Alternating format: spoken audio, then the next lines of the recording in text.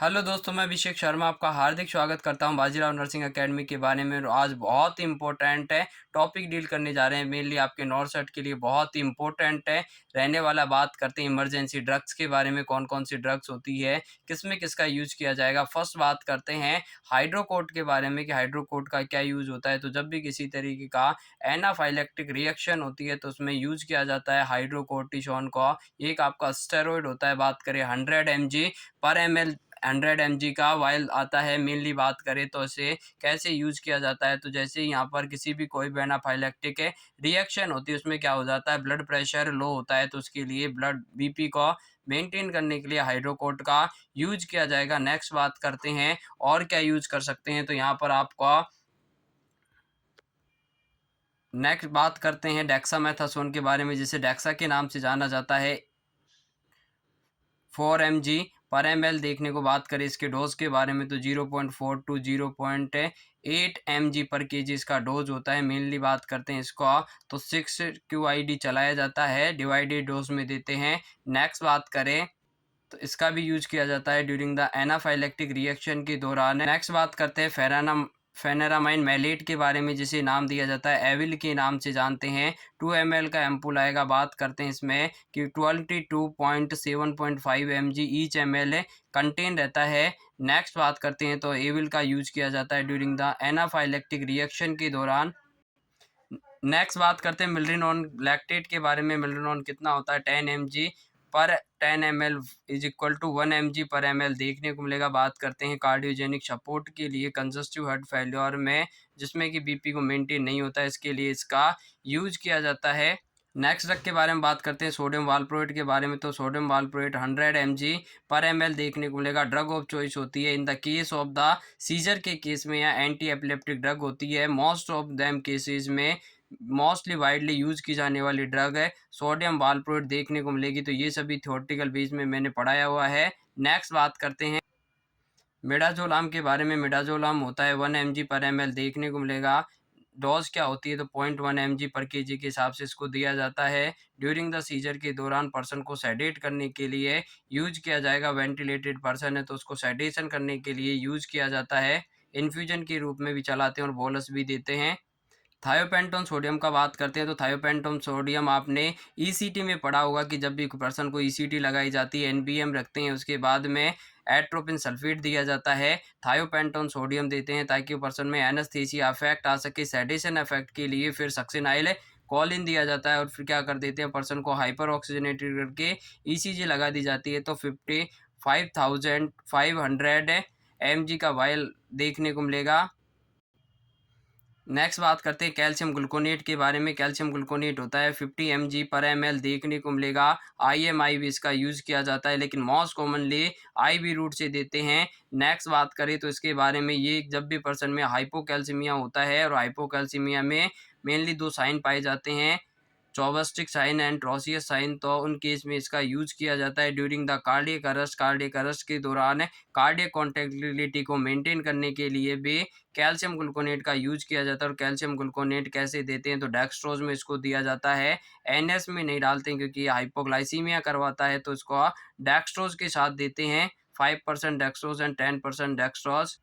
Potassium chloride सबसे ज़्यादा important drug है हाइपोकैलेमिया में दी जाने वाली ड्रग्स पोटेशियम क्लोराइड है। नेक्स्ट बात करें, अगर किसी पर्सन को सर्जरी है, सर्जरी के दौरान DNS प्लस है KCl चलाया जाता है ताकि उसका फ्लूइड और इलेक्ट्रोलाइट का मेंटेन किया जा सके। तो बात करते हैं 15% में देखने को मिलेगा। ये आपको एक एम्पूल दिखाई दे रहा है, 10 ml का एम्पूल आता है। रियोटासिम इंजेक्शन के नाम से भी जानते हैं। कभी भी पोटेशियम को बोलस नहीं देना होता है पर्सन को। जब भी देते हैं बिल्कुल क्या देना है, इन्फ्यूजन पंप से स्लो इन्फ्यूजन दिया जाता है, कभी भी बोलस में नहीं देते हैं। प्रीवियस नॉर्थ सेट में क्वेश्चन आया था क्या आप पोटेशियम को बोलस दे सकते हैं, तो बिल्कुल यहाँ पर पोटेशियम को बोलस नहीं देना है, वरना क्या करवा सकता है, कार्डियक अरेस्ट करवा सकता है। स्टेराइल डोपामाइन के बारे में बात करते हैं कि डोबूटामाइन क्या होता है। डोबूटामाइन आपने पढ़ा है drug of choice in case of the cardiogenic shock. Cardiogenic shock के केस में डोबूटामाइन होती है, वो ड्रग ऑफ चॉइस होती है। 50 mg पर ml देखने को मिलेगा। तो ये आपने बिल्कुल पढ़ा है, आज आपको इसको देखने का मौका मिल रहा है। तो क्लास पसंद आ रही है तो मैक्सिमम दोस्तों तक इसे शेयर कर दीजिएगा और बेल आइकन को प्रेस दबाकर जिन्होंने अभी तक चैनल को सब्सक्राइब नहीं किया है, चैनल को सब्सक्राइब कर ले इसी तरीके की इम्पोर्टेंट नोटिफिकेशन के लिए और वीडियो के लिए। और क्लास आपकी वंदे भारत सीरीज है, बहुत इंपॉर्टेंट, डेली चलती है। नेक्स्ट बात करें, डोपामाइन हाइड्रोक्लोराइड इंजेक्शन है drug of choice in the case of the cardiogenic shock with the oliguria. Oliguria है या यूरिन आउटपुट नहीं है, एन्यूरिया है, उस केस में कार्डियोजेनिक शॉक में ड्रग ऑफ चॉइस यूज की जाती है डोपामाइन को, क्योंकि डोपामाइन के रिसेप्टर्स होते हैं अल्फा 1, बीटा 1 और D1 पर पाए जाते हैं। तो D1 का मतलब होता है ये जाकर के रीनल में ब्लड वेसल्स को क्या करता है, डायलेट करता है और उसमें ब्लड फ्लो को बढ़ाएगा और यूरिन आउटपुट को बढ़ाने का काम करता है। 200 mg पर 5 ml, इट मीन्स 40 mg पर ml देखने को मिलेगा। एम्यूडेरोन की बात करते हैं, एम्यूडेरोन ड्रग होती है, ये मेनली 50 mg पर ml आती है। क्वेश्चन पूछा जाता है कि longest acting anti arrhythmic drug कौन सी होती है, आंसर देना एम्यूडेरोन देखने को मिलेगा। 50 mg पर ml होता है। तो सुप्रावेंट्रिकुलर टैकीकार्डिया में या कार्डियोवर्जन के दौरान एम्यूडेरोन का यूज किया जाता है। वेंट्रिकुलर फिब्रिलेशन में, वेंट्रिकुलर टैकीकार्डिया में भी इसका यूज करते हैं। एट्रोपिन सल्फेट के बारे में, तो एट्रोपिन सल्फेट का 1 ml का एम्पुल देखने को मिलेगा, जिसमें 1 ml में कितना होता है, तो 0.6 mg देखने को मिलेगा, जिसे रियोपिन या अलग अलग इसके ब्रांड नेम देखने को मिल सकते हैं।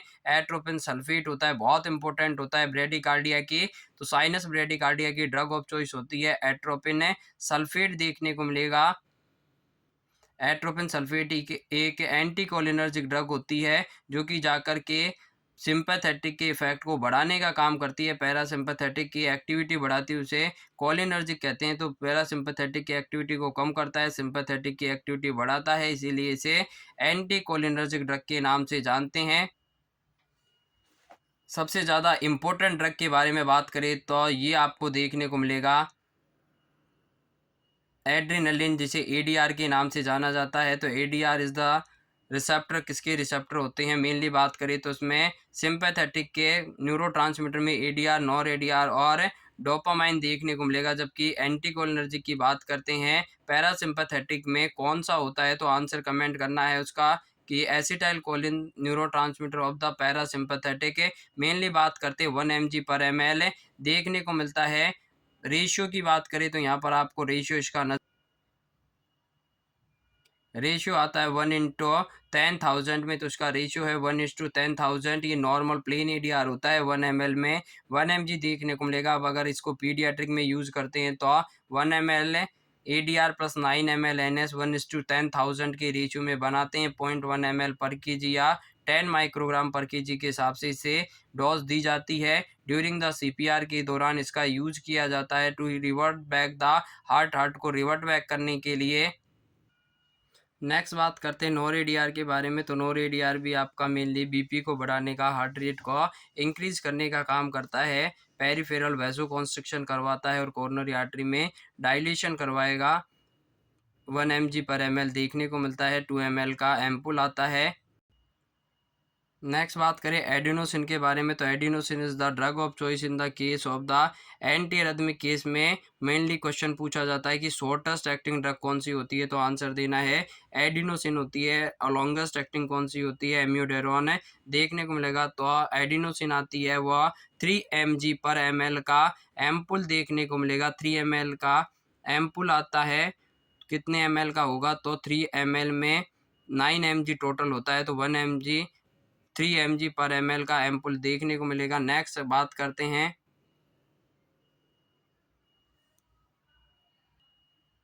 फेनिटोइन के बारे में। तो फेनिटोइन भी एक कौन सी ड्रग्स होती है, एंटी कन्वल्जेंट या एंटी एपिलेप्टिक ड्रग्स होती है। 50 mg पर ml में देखी जाती है। एपोटाइन इसका ब्रांड नेम देखने को मिलेगा। इसको भी यूज किया जाता है, मेनली बोलस नहीं देते हैं। ये क्या करवा सकती है, अटैक्सिया करवा सकती है। तो होठ मलाई का आपने इसके साइड इफेक्ट के बारे में पढ़े थे, तो इसका भी यूज होता है, वो एंटी एपिलेप्टिक के रूप में किया जाता है।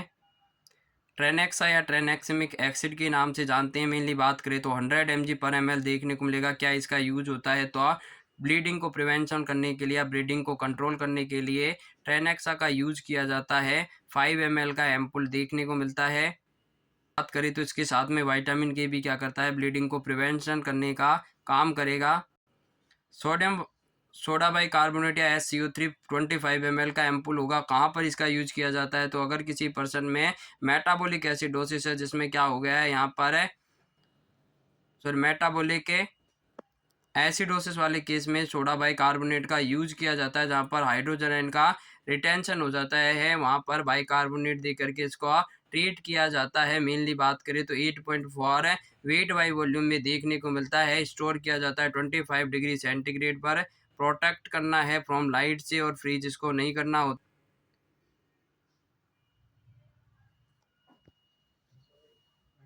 ये आपको दिखाई दे रहा होगा, इसे नाम दिया जाता है फ्रूसेमाइडिया लेसिक्स के नाम से जानते हैं। 10 mg/ml देखने को मिलेगा। बात करते हैं क्या यूज होता है। डायूरेसिस का काम करता है। लूप डायूरेटिक्स होती है जो कि लूप को फैलने पर जाकर के एक्ट करती है और वहाँ से फ्लूइड का लॉस करवाती है, वाटर का लॉस करवाती है, साथ साथ में सोडियम एंड पोटेशियम का भी लॉस देखने को मिलेगा। नेक्स्ट अगर बात करें तो इसमें ऑटोटॉक्सिसिटी करवाती है, इसीलिए आपको क्या सुनाई देता है, फर्स्ट साइन आएगा कि रिंगिंग इन द ईयर, कानों में घंटियाँ सुनाई देती है। इसी तरीके के इंपॉर्टेंट और नोटिफिकेशन इसका ड्यूरिंग द PRBC ट्रांसफ्यूजन के दौरान ब्लड में हार्ट लोड को या कार्डियक लोड को कम करने के लिए इसका यूज किया जाता है। कैसे यूज करेंगे, तो जैसे ये देते हैं इसमें जाकर के इन आउटपुट को बढ़ाती है और कार्डियक लोड को कम कर देती है। Thank you so much. इसी तरीके के इंपॉर्टेंट है और वीडियो पाने के लिए हमारे चैनल को लाइक शेयर एंड सब्सक्राइब करें और बेल आइकन को प्रेस करना ना भूलें। मिलते हैं कल की क्लास में वंदे भारत एपिसोड में, बहुत इंपॉर्टेंट है तो सभी आपको मैक्सिमम देखना है। Thanks to all, love you to all, जय हिंद जय भारत।